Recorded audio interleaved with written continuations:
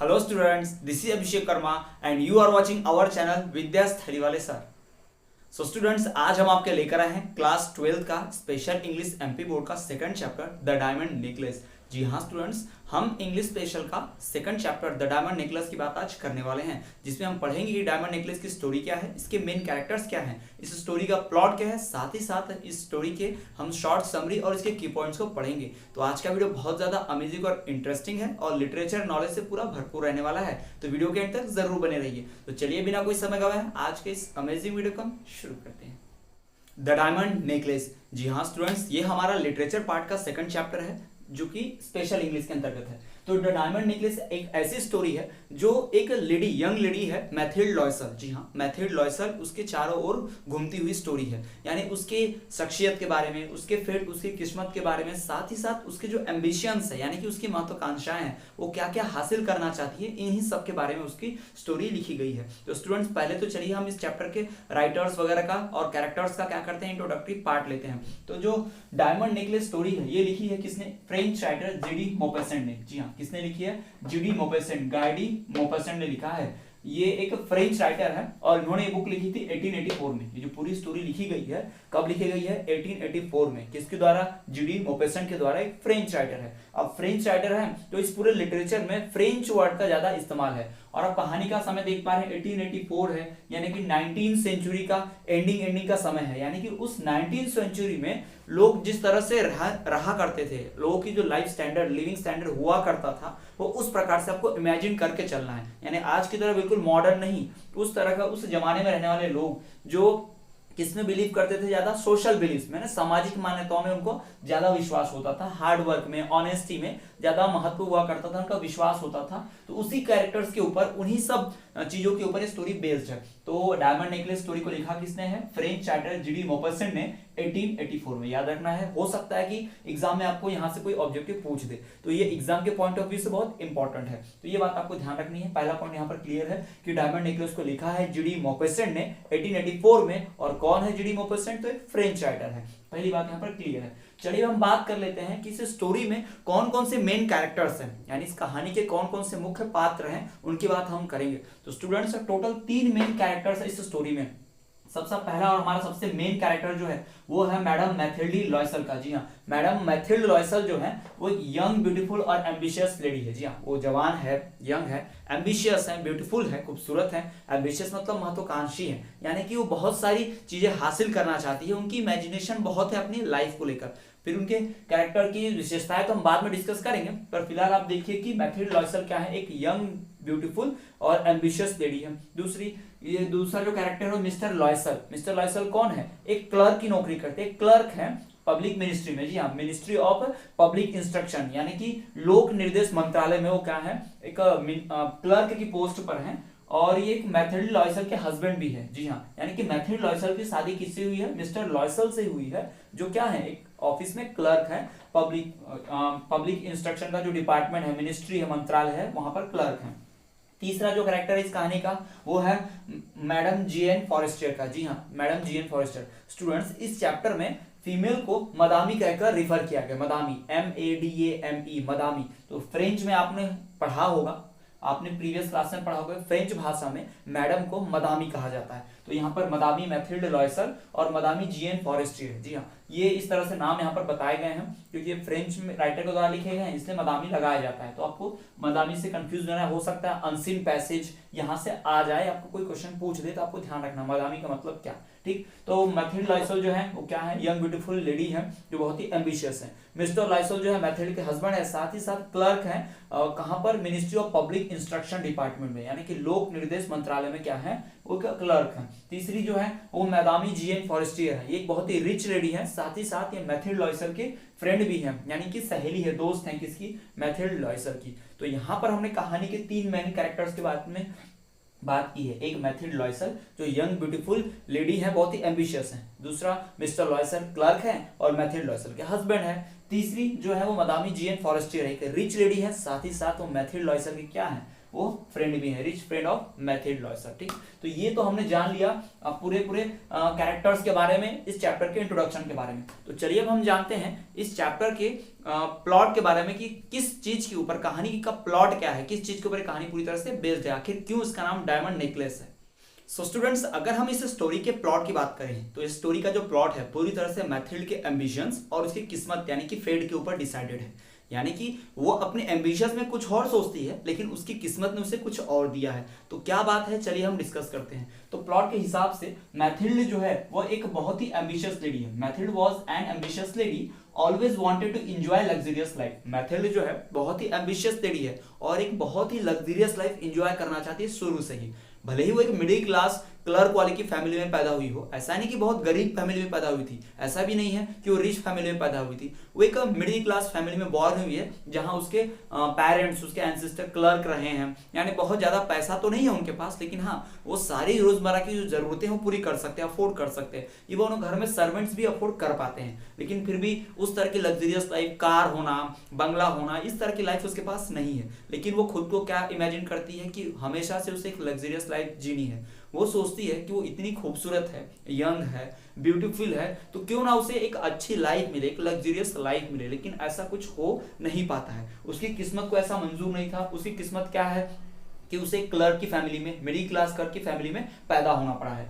But she was born in a middle class family of clerk, है ना। Mathilde was an ambitious lady, always wanted to enjoy luxurious life। Mathilde एक क्या थी, young beautiful lady थी, ambition बहुत था उसके अंदर और वो एक लग्जरियस लाइफ जीना चाहती थी, एकदम रईसी भरा। लग्जरियस मतलब ऐशो आराम की जिंदगी जीना चाहती थी। लेकिन वो कहाँ पैदा हुई है, but she was born in a middle class family of clerk, है ना। मिडिल क्लास फैमिली में लग्जरियस लाइफ पॉसिबल नहीं हो पाती है, ये उसके साथ नहीं हो पाता। इसलिए वो क्या करती है, इस पूरी घटनाक्रम को, यानी कि उसका इतना खूबसूरत होते हुए भी, यंग होते हुए भी उसे कहाँ पैदा होने पड़ा है, एक मिडिल क्लास क्लर्क की फैमिली में पैदा होना पड़ा है। तो उसके लिए क्या है, एक एक्सीडेंट ऑफ फेट है, यानी किस्मत से, उसकी बदकिस्मती है कि वो कहाँ पैदा हो गई है, एक मिडिल क्लास क्लर्क वाले की फैमिली में। जी हाँ, she saw this as accident of fate. उसके लिए क्या है, एन एक्सीडेंट ऑफ फेट है, यानी उसके लिए बदकिस्मती है कि वो इस फैमिली में पैदा हुई है। और फाइनली आगे चल के उसकी शादी हो जाती है एक दूसरे क्लर्क से। अब उसकी फैमिली भी क्लर्क वाली है, तो सेम लेवल के जो खानदान होते हैं उसी में शादी होती है। तो इसकी फैमिली क्लर्क वाली थी, तो इन्होंने भी दूसरी मिडिल क्लास फैमिली जैसा देख के क्लर्क ढूंढ के उसकी शादी करवा दी मैथिल्ड की उसके साथ। तो मिस्टर लॉयसल के साथ मैथिल्ड की शादी होगी, वो भी क्लर्क वाली फैमिली थी। तो ये लोग उतने ज्यादा हैप्पी नहीं थे, मतलब मैथिल्ड का जो हस्बैंड था वो तो हैप्पी था क्योंकि वो ज्यादा एम्बिशियस नहीं था, वो अपनी लाइफ से खुश था। लेकिन जो मैथिल्ड है वो खुश नहीं है क्योंकि वो लग्जरियस लाइफ नहीं जी पा रही, क्योंकि उसका हस्बैंड क्या है, क्लर्क है। उसका हस्बैंड जो है हर मुमकिन कोशिश तो करता है इसे खुश रखने की, पर ये फिर भी खुश नहीं रह पाती है। तो ये कहानी का प्लॉट है, यानी इसके एम्बिशंस, इसकी महत्वाकांक्षाएं कहाँ तक रिजल्ट करती हैं, यानी इसके पास जो कुछ है वो इतने में खुश नहीं है, इसकी इच्छाएं और ज्यादा है। तो इसकी इच्छाएं जो बढ़ती जाती हैं समय के साथ, या एक लग्जरियस लाइफ, ऐशोआराम जिंदगी जीने की जो इसकी इच्छा है, वो उसका रिजल्ट क्या निकलता है, यही हमें कहानी में बताया गया है। तो चलिए स्टूडेंट्स, प्लॉट को, कैरेक्टर्स को और चैप्टर के इंट्रोडक्शन को समझ लेने के बाद डायरेक्टली हम चलते हैं अपनी स्टोरी पर।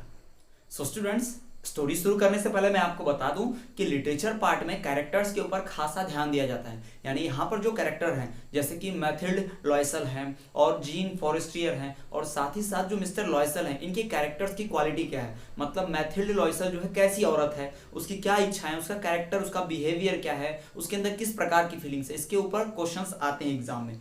तो स्पेशल इंग्लिश के जितना भी लिटरेचर पार्ट है उसमें कैरेक्टर्स की इंफॉर्मेशन ली जाती है। यानी जब भी आप बोर्ड एग्जाम देने जाएंगे तो आपको ऐसे क्वेश्चन बेस्ड मिलेंगे जिसमें क्या बताया होगा, एक पर्टिकुलर कैरेक्टर के बारे में डिस्क्राइब करने बोला जाएगा, कि जैसे कि describe the character of Mathilde Loisel, या फिर डिफरेंशिएट बिटवीन द कैरेक्टर्स और compare the characters of Jeanne Forestier और मैथिल्ड लॉयसल, इस तरह से। तो स्टूडेंट्स, स्टोरी को ध्यान में रखते हुए जैसे ही हम आपको स्टोरीज पढ़ाना शुरू करेंगे, आपको स्टोरी को कैरेक्टर वाइज ध्यान में रखना है कि स्टोरी में कौन सा कहानी में जो कैरेक्टर है, पात्र है, कौन सा पर्सन किस प्रकार की कैरेक्टरिस्टिक्स रखता है, किस प्रकार की उसके अंदर फीलिंग्स है, किस प्रकार की उसकी सोच है, किस प्रकार की उसकी पर्सनालिटी और उसका व्यक्तित्व आपको ध्यान रखना ही पड़ेगा। ठीक है, तो इसी से रिलेटेड क्वेश्चंस पूछते हैं। तो चलिए स्टूडेंट, हम शुरू करते हैं की points of story.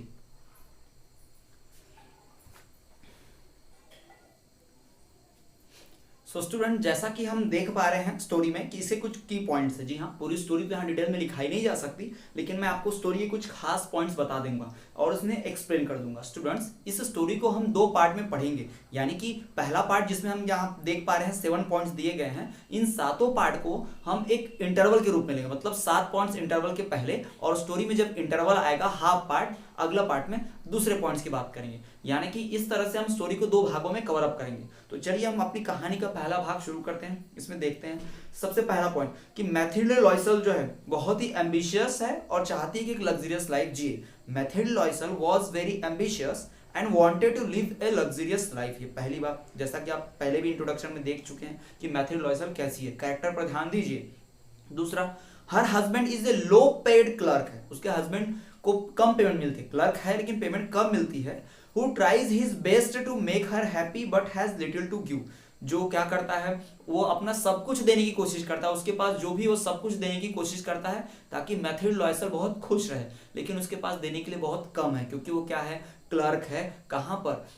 Public ministry of public instruction में, यानी कि लोक निर्देश मंत्रालय में क्या है, वो क्लर्क के रूप में है। तो उसके पास जितना भी बचा खुचा होता है उसी से वो उसको खुश करने की कोशिश करता है, पर फिर भी उसके पास देने के लिए बहुत कम ही चीज है।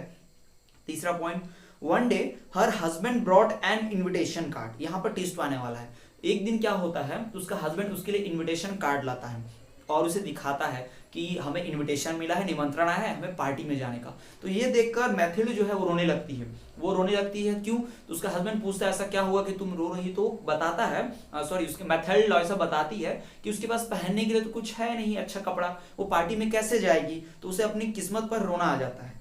But she refused. One day her husband brought an invitation card, but she refuses to go because she has nothing to wear. पर वो जाने से मना करती है और रोती है। क्यों? क्योंकि उसके पास पहनने के लिए कुछ भी नहीं है। फिर उसके हस्बैंड जो है उनके पास जितना भी होता है पूरी कोशिश करते हैं उनकी वाइफ हैप्पी रहे, तो वो क्या करते हैं, अपने पास से 400 फ्रैंक्स जो उन्होंने राइफल खरीदने के लिए, हथियार वेपन खरीदने के लिए रखे थे। जी हाँ, बंदूक होती है राइफल, बड़ी सी लंबी वाली बंदूक जिसे राइफल कहा जाता है, वो बंदूक खरीदने के लिए उन्होंने पैसे जमा किए थे 400 फ्रैंक्स। फ्रैंक्स जो यहाँ पर फ्रांस की करेंसी है। पहले भी आपने पढ़ा होगा कि लीवर फ्रांस की करेंसी थी जिसे बाद में बंद कर दिया गया था 18वीं सेंचुरी में, फिर नई करेंसी स्टार्ट की गई थी जिसे फ्रैंक कहते हैं। तो फ्रैंक्स इस वक्त की करेंसी है फ्रांस की। तो मिस्टर लॉयसल क्या करते हैं, अपने उन्हीं 400 पैसे से, 400 फ्रैंक से क्या लाते हैं, एक गाउन खरीद कर लाते हैं। किसके लिए? मैथिल्डे लॉयसल के लिए। Mr Loisel buy a gown for her worth of 400 francs. लेकिन फिर भी मैथिल्डे खुश नहीं होती है क्योंकि उसके पास कपड़े तो आ जाते हैं पहनने के लिए, लेकिन अभी भी उसके पास ज्वेलरी, आभूषण, गहने नहीं है। तो कहती है मेरे पास गहने नहीं है तो मैं कैसे जाऊंगी, सिर्फ कपड़े पहन के कैसे जाऊंगी? तो फीमेल के लिए जो ज्वेलरी है मोस्ट इंपॉर्टेंट थिंग होती है, एसेट होती है किसी भी पार्टी में जाने के लिए, पार्टी वेयर के लिए। तो फिर उसके हस्बैंड उसे एडवाइस देते हैं, मिस्टर लॉयसल एडवाइस देते हैं मैथिल्डे को कि तुम क्या करो, तुम्हारी जो रिच फ्रेंड है मदामी जीएन फॉरेस्टियर, जी हाँ, तो जीएन फॉरेस्टियर जो तुम्हारी रिच फ्रेंड है, क्या करो उनसे गहने उधार ले लो, कोई एक गहना ज्वेलरी जो तुम पहन सको उससे उधार ले लो ना। Mr Loisel buy a gown for her worth of 400 francs and advised her to borrow some jewellery from her friend Madame Jeanne Forestier. तो वही उसे कहते हैं, गाउन तो लाकर दे देते अपने पैसे से, लेकिन ज्वेलरी खरीदने के पैसे नहीं होते उनके पास। तो कहते हैं कि तुम ज्वेलरी क्या करो, उधार ले लो। किससे? मदामी जीएन फॉरेस्टियर से, जो मैथिल्डे की फ्रेंड है। तो मैथिल्डे खुश हो जाती है, उसे लगता है कि ठीक है, वो मान जाती है। फिर वो जाती है हिचकते हुए किसके पास, अपने फ्रेंड मदामी जीएन फॉरेस्टियर के पास, क्योंकि वो बहुत अमीर है और एक गरीब है, तो अपने फ्रेंड से इस तरह से उधार मांगने में उसे शर्म आती है। तो जाती है ज्वेलरी उधार मांगने।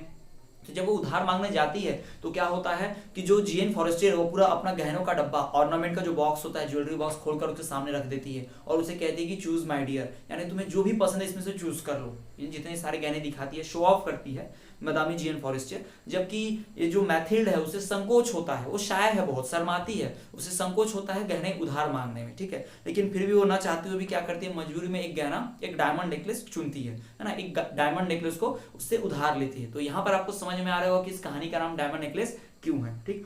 Mathilde borrows a diamond necklace and enjoys herself at dancing where she was centre of the attraction. जी हाँ, जब मैथिल्डे को अब ज्वेलरी मिल गई, गाउन तो उसके हस्बैंड ने ला दिया, फिर वो पार्टी में जब जाती है तो क्या होता है, डांस करती है, पार्टी में बहुत ब्यूटीफुल दिखती है। क्यों? क्योंकि पहले से यंग ब्यूटीफुल लेडी है, बट अब उसने अच्छे से कपड़े पहने हुए हैं, बढ़िया सा गाउन पहना है और साथ ही साथ बहुत ही बढ़िया उसने डायमंड नेकलेस पहना हुआ है। तो पार्टी में हर किसी का ध्यान इसी की तरफ था, यानी पूरे पार्टी का सेंटर ऑफ अट्रैक्शन कौन है? मैथिल्ड लॉयसल ही है। हर कोई मैथिल्ड की तरफ ध्यान देता था, हर कोई उसके साथ बातचीत करना चाहता था, उसके साथ डांस करना चाहता था। इवन पार्टी में जो मिनिस्टर थे उस डिपार्टमेंट के, वो मिनिस्टर भी मैथिल्ड को नोटिस किया और उसके साथ डांस करना चाहते थे। तो मैथिल्ड को लगा कि ये उसकी जीत है, ये उसकी विक्ट्री है, क्योंकि उसने लाइफ टाइम यही इमेजिन किया है कि वो एक लग्जरियस लाइफ मिले, अच्छे से एक शानो शौकत वाले जीवन मिले, जहां उसको सब वैल्यू दें, उसकी इंपॉर्टेंस समझे, है ना, वो ऐशो आराम की जिंदगी जिए।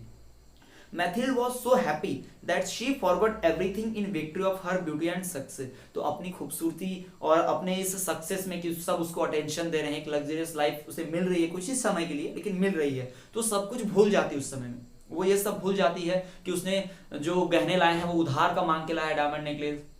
उसके हस्बैंड ने 400 फ्रैंक से उसके लिए जो गाउन खरीदा, अपने राइफल के पैसे से खरीदा उसको, ये भी उससे सुध नहीं रहती है, वो सब कुछ भूल जाती है।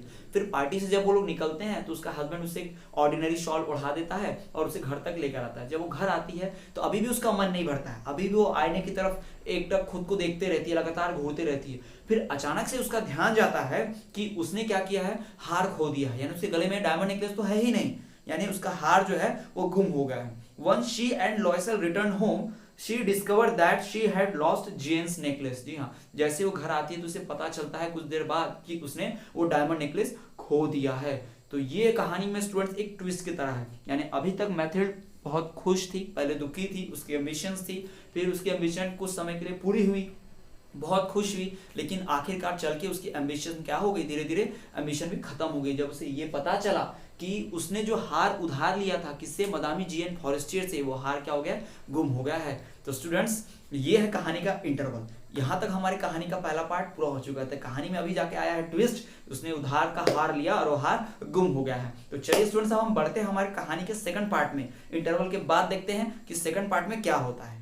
सो स्टूडेंट्स, कहानी के हमने पहले भाग में देखा कि किस तरह से मैथिल्ड एक गरीब परिवार में जन्म लेती है, मिडिल क्लास फैमिली में, लेकिन उसकी एम्बिशंस बहुत ज़्यादा है और एक लग्जरियस लाइफ जीना चाहती है, लेकिन वो फिर भी ऐसा नहीं कर पाती है। उसकी शादी हो जाती है कहाँ पर, एक क्लर्क के साथ हो जाती है, जो क्या करता है, पब्लिक और इंस्ट्रक्शन डिपार्टमेंट में काम करता है और उसके पास देने के लिए बहुत कम है। फिर भी मैथिल्ड जो है गरीबी में जीवन जी रही है मिडिल क्लास में, यानी कि उसके पास लग्जरियस लाइफ तो नहीं है। बट एक दिन इनविटेशन आता है उसे पार्टी में जाने का, पर वो दुखी होती है कि उसके पास ड्रेस और ज्वेलरी नहीं है।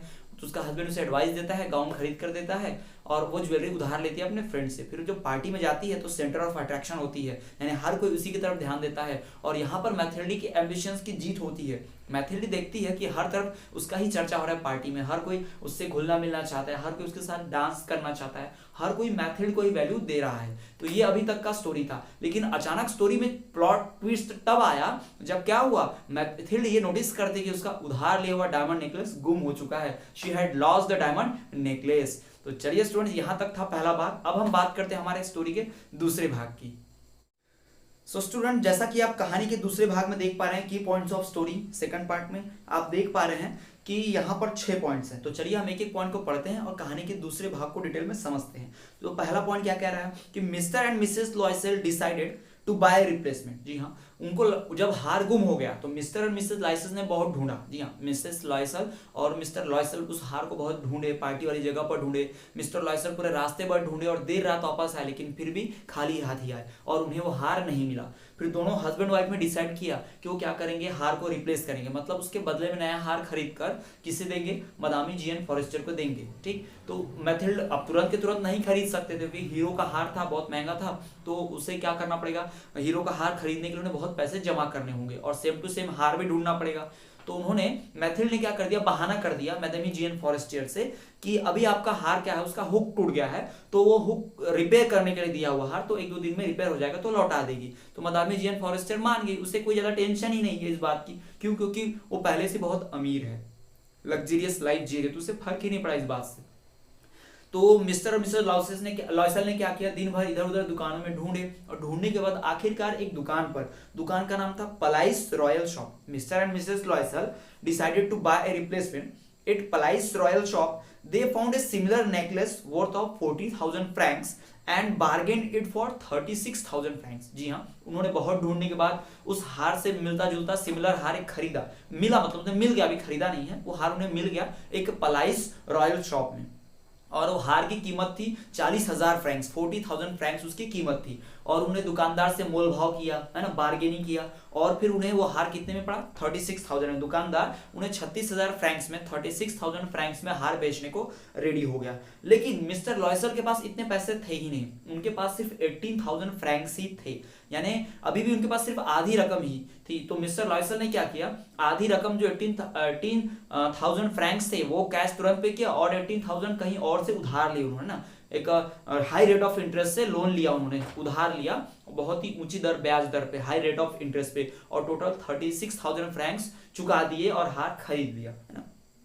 लॉयसल had only 18,000 francs since they borrowed remaining 18,000 francs at a higher rate of interest. उनके पास सिर्फ 18,000 फ्रैंक्स थे, तो इसलिए उन्होंने 18,000 फ्रैंक्स लॉयसल ने और उधार लिए बहुत ही ऊंची दरों पर, यानी कि हायर रेट ऑफ इंटरेस्ट पे।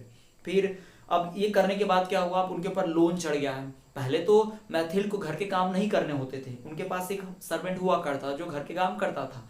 लेकिन अब क्या हो गया है, अब जो मिस्टर लॉयसल है मैथिल के हस्बैंड, वो तो क्लर्क है, उनका पेमेंट तो नहीं बढ़ा है, तो उसी पैसे में उनको क्या करना है, लोन भी चुकाना है, साथ ही साथ सेविंग्स भी पूरी खत्म हो गई है, और तो और उन्हें सब कुछ अपने घर के जो खर्चे वगैरह हैं, स्पेंडिंग्स, वो भी चलाना है।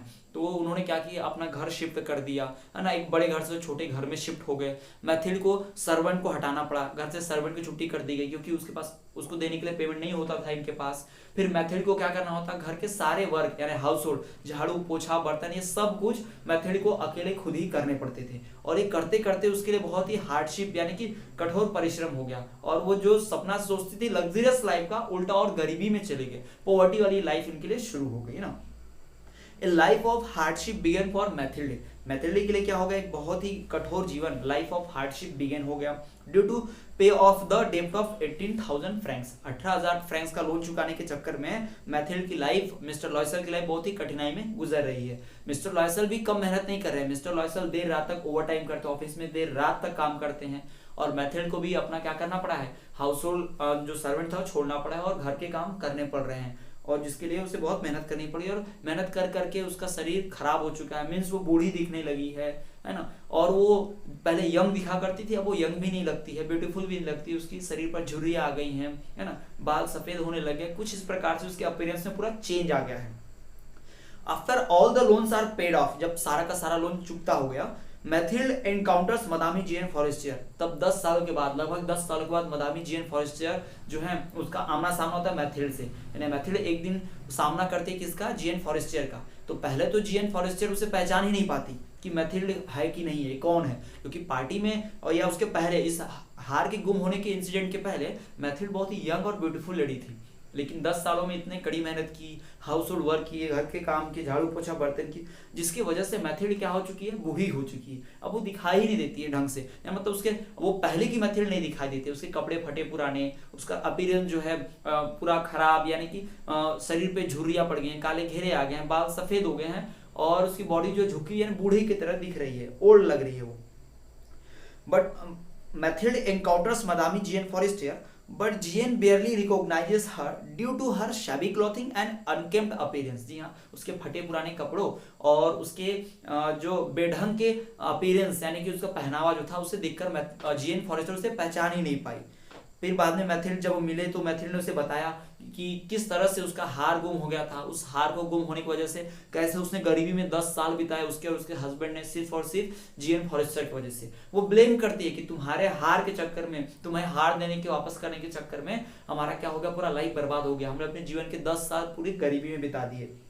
Mathilde tells Jeanne about loss and replacement of necklace and hard times. She blames her for past miserable 10 years। जी हाँ, अपने 10 बीते हुए जो साल हैं कठिन परिश्रम वाले, गरीबी वाले, उसके लिए किसे ब्लेम करती है मैथिल्ड लॉयसल, जीएन फॉरेस्टियर को। जबकि ज्यादा एम्बिशियस कौन थी, मैथिल्ड लॉयसल ही थी, उसकी ही गलती थी।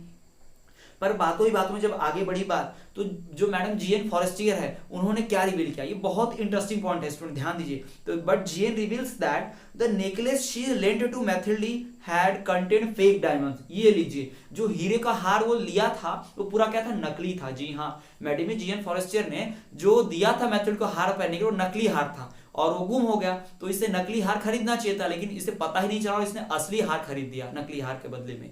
और जीएन फॉरेस्टर कहती है कि वो नकली हार ज्यादा से ज्यादा सिर्फ 500 फ्रैंक्स का, 500 फ्रैंक्स का रहा होगा, और वो नकली हार था, उसके बारे में इतना वरी करने की जरूरत ही नहीं थी। पर यहाँ पर मेथिल्डा लॉयसल बहुत शॉक हो जाती है कि उस 500 फ्रैंक के हार के लिए हमने 36,000 फ्रैंक चुकाए, साथ ही साथ हमने 10 साल अपनी लाइफ बर्बाद की और पॉवर्टी में जिया। But Jean reveals that the necklace she lent to Mathilde had contained fake diamonds and was worth no more than 500 francs, और वो 500 francs से ज्यादा के नहीं थे। तो ये सुनकर मैथिल्ड जो है बहुत शॉक हो गई, उसे बहुत बड़ा सदमा लगा और वो आश्चर्य में पड़ गई कि ऐसे कैसे हो सकता है। तो स्टूडेंट यहाँ पर हमारी स्टोरी एंड हो जाती है। तो स्टूडेंट इस स्टोरी से हमें सीखने क्या मिलता है, इस स्टोरी में बताया जा रहा है कि ज्यादा एम्बिशियस होना, बहुत ज्यादा महत्वाकांक्षी होना हमारे लिए क्या होता है, नुकसानदायक होता है। अगर आप देखें जीएन फॉरेस्टर के बारे में, वो अमीर है लेकिन फिर भी वो नकली हार पहनती हैं, लेकिन उनके लिए क्या है, ये मटेरियल्स वाली चीजें ज्यादा खास मायने नहीं रखती, वो मटेरियलिस्टिक चीज तो है, मतलब उनकी खुशी मटेरियल्स पे नहीं है, उनकी किसी इंटरनल है फीलिंग से। जबकि जो मैथिल्ड लॉयसल है, मदामी मैथिल्ड लॉयसल है, उसे लग्जरियस लाइफ जीना है, उसे खूब सारे नौकर, खूब सारी गाड़ी बंगला चाहिए, एक ऐशो आराम की जिंदगी चाहिए, तब वो खुश होगी। जबकि मिस्टर लॉयसल ऐसा नहीं था, उनके पास जो भी था उतने भी मिस्टर लॉयसल खुश थे। और मदामी जीएन फॉरेस्टर तो पहले से अमीर थी लेकिन उसमें भी वो खुश थी। तो कहानी की सीख यही कहती है कि हमारे पास जितना होता है हमें उसने में खुश रहना चाहिए, हमें ज्यादा लालच या एम्बिशन नहीं करना चाहिए। ठीक, तो ये स्टोरी का मोरल है स्टूडेंट। तो ये थी हमारी स्टोरी द डायमंड नेकलेस।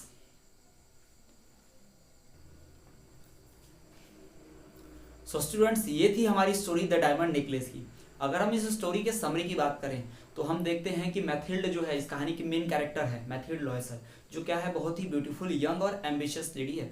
भले ही वो एक मिडिल क्लास क्लर्क फैमिली में बॉर्न हुई है लेकिन उसकी एम्बिशन बहुत ज़्यादा है, लग्जरियस लाइफ जीने की एम्बिशियस है, और जिसकी वजह से वो क्या होती है, अपनी लाइफ से, प्रेजेंट लाइफ से खुश नहीं रहती है। शी रिमेन्स अनहैप्पी, है ना, वो दुखी रहती है। लेकिन उसकी शादी हो जाती है एक मिडिल क्लास क्लर्क से, जो कहाँ काम करता है, पब्लिक इंस्ट्रक्शन के डिपार्टमेंट में, लोक निर्देश मंत्रालय में। एक दिन उसके पास इनविटेशन कार्ड आता है पार्टी में जाने का, बट मैथिल्ड जाना नहीं चाहती क्योंकि उसके पास पहनने के लिए कुछ नहीं होता है। तो वो उसका हस्बैंड उसके लिए गाउन खरीद कर लाता है 400 फ्रैंक्स का, और वो एडवाइस देता है कि वो अपनी जो अमीर दोस्त है, रिच फ्रेंड, कौन, मदामी जीएन फॉरेस्टर, उससे जाके एक डायमंड नेकलेस या कोई भी ऑर्नामेंट उधार ले ले।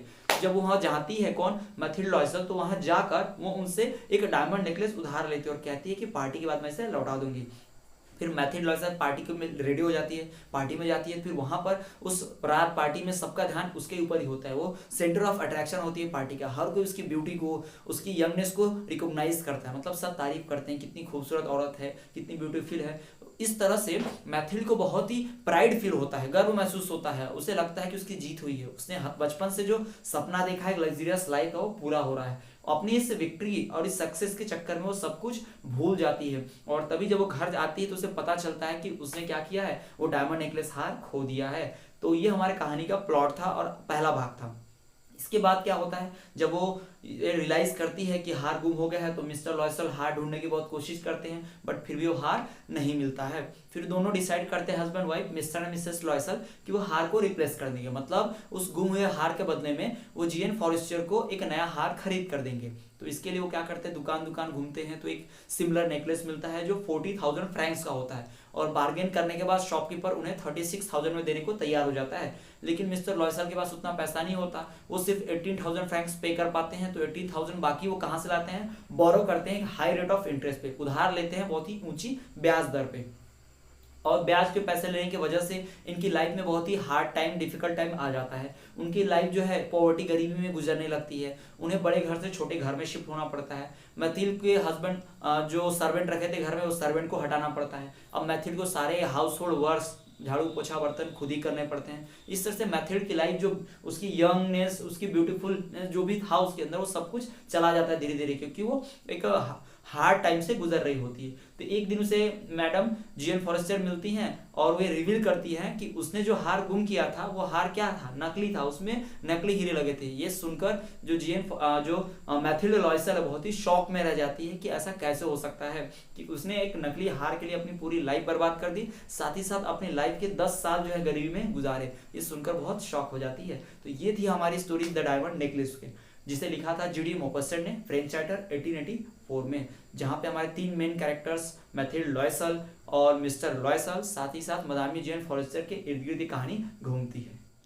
सो स्टूडेंट्स, अगर आप इस चैप्टर के इंपॉर्टेंट क्वेश्चन आंसर देखना चाहते हैं और इसके और भी डिटेल वीडियोस देखना चाहते हैं इस चैप्टर के, तो नीचे आपको डिस्क्रिप्शन में लिंक मिल जाएगी, आप लिंक को फॉलो कीजिए, आपको इंपॉर्टेंट क्वेश्चन आंसर भी मिलेंगे, साथ ही साथ ये स्टोरी और डिटेल में मिलेगी। स्टूडेंट्स, अगर आप क्वेश्चन आंसर देखना चाहते हैं इस पूरे चैप्टर के हैंड रिटन नोट्स, तो आप क्या कर सकते हैं, नीचे दिए गए टेलीग्राम लिंक को फॉलो कर सकते हैं और ग्रुप ज्वाइन कर सकते हैं, जहां पर आपको पीडीएफ फॉर्म में सारे क्वेश्चन के आंसर्स मिलेंगे, आपको पूरी तरह से पीडीएफ फॉर्म में। तो स्टूडेंट्स, ये थी स्टोरी द डायमंड नेकलेस की। स्टूडेंट्स, यदि आपको कोई डाउट है इस चैप्टर से रिकॉर्डिंग, तो आप क्या कीजिए, डाउट कमेंट कर दीजिए, हम आपके डाउट दूर करने की पूरी कोशिश करेंगे। सो स्टूडेंट्स, ये थी story the diamond necklace, special English class 12 का चैप्टर नंबर 2 लिटरेचर पार्ट का ये स्टोरी था। स्टूडेंट, जिसे लिखा था हमारे जीडी मॉपसन फ्रेंच राइटर ने, और ईयर था 1884, जिसमें कहानी बताएगी मैथड लॉयसर की, उनके हस्बैंड मिस्टर लॉयसर, और साथ ही साथ जो थर्ड कैरेक्टर है मैदामी जीएन फॉरेस्टर की। तो इस स्टोरी में हमने सीखा कि ज्यादा एम्बिशियस होना सही बात नहीं है, जिसके कारण हमारे पास जो पहले से प्रेजेंट होता है, ज्यादा लालच के चक्कर में हम वो भी खो देते हैं। तो यही कहानी की सीख है। इसमें कैरेक्टर जो मेन फोकस है मैथड लॉयसर के ऊपर, उसके कैरेक्टर की क्वालिटीज, साथ ही साथ मैदामी जीएन फॉरेस्टर कैरेक्टर की क्वालिटीज को हमें ध्यान से ऑब्जर्व करना चाहिए। तो स्टूडेंट्स, अगर आप इस चैप्टर के और भी डिटेल वीडियोस देखना चाहते हैं तो आप डिस्क्रिप्शन में लिंक देख सकते हैं। आपको अगर इस चैप्टर के इंपॉर्टेंट क्वेश्चन आंसर्स के बारे में वीडियो देखना है तो भी आप इस लिंक को फॉलो कर दीजिए, डिस्क्रिप्शन में लिंक दी हुई है, आप डिटेल वीडियो देख सकते हैं इस चैप्टर के। स्टूडेंट्स, अगर आप इस चैप्टर के सारे इंपॉर्टेंट क्वेश्चन आंसर चाहते हैं लॉन्ग से लेकर शॉर्ट तक, तो सारे क्वेश्चन आंसर्स पीडीएफ फॉर्म में आपको हमारे टेलीग्राम चैनल पर मिल जाएगी। लिंक आपको दी हुई है टेलीग्राम चैनल की, आप लिंक फॉलो कीजिए और चैनल को ज्वाइन कीजिए, वहां पर आपको पीडीएफ फॉर्म में सारे क्वेश्चन आंसर्स मिल जाएंगे। आप उन्हें क्या कर सकते हैं, डाउनलोड कर सकते हैं और सेव करके स्क्रीनशॉट ले सकते हैं, फिर देख भी सकते हैं, पूरा पीडीएफ डाउनलोड भी कर सकते हैं। तो स्टूडेंट, ये थी स्टोरी द डायमंड नेकलेस की। आई होप वीडियो लेक्चर को पसंद आया होगा। वीडियो को लाइक कीजिए, अपने फ्रेंड के साथ ज्यादा से ज्यादा शेयर कीजिए, ताकि वो भी नॉलेज गेन कर पाए। यदि आपको कोई डाउट है तो आप कमेंट कर दीजिए, हम आपके डाउट दूर करने की पूरी कोशिश करेंगे। तो स्टूडेंट्स, इसी तरह से हमारे चैनल पे बने रहिए और देखते रहिए हमारा चैनल विद्यास्थली वाले सर।